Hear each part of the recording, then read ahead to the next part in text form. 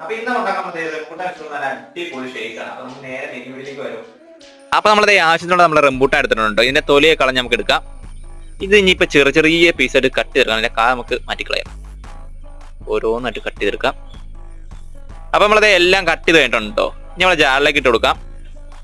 ഇതിലേക്ക് കുറച്ച് ബൂസ്റ്റ്, പിന്നെ ചോക്ലേറ്റ് സിറപ്പ് കുറച്ച് ഒഴിച്ചു കൊടുക്കാം. ഇതിലേക്ക് നമ്മൾ ആവശ്യമുള്ള പഞ്ചസാര ഇട്ട് കൊടുക്കാം കേട്ടോ. ഇനി നമ്മൾ നേരത്തെ വെച്ചാൽ കട്ടപ്പാൽ നമുക്ക് ഒഴിച്ചു കൊടുക്കാം. അപ്പൊ ഇനിയിപ്പോ ഒന്നും നോക്കണ്ട, 1, 2, 3 പെട എന്ന് പറഞ്ഞാൽ നമുക്ക് അടിച്ചങ്ങ് എടുക്കാം.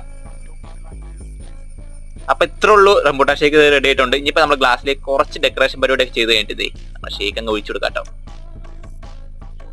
ഇനി മുകളിൽ കുറച്ച് ഐസ്ക്രീം, പിന്നെ കുറച്ച് ഡെക്കറേഷൻ പരിപാടി ആയിട്ടുള്ള ബൂസ്റ്റ്, റംബൂട്ടാന്റെ കുറച്ച് പീസുകളൊക്കെ ഇട്ട് കൊടുത്തു കഴിഞ്ഞാൽ ഷേക്ക് റെഡി ആയിട്ടുണ്ട്.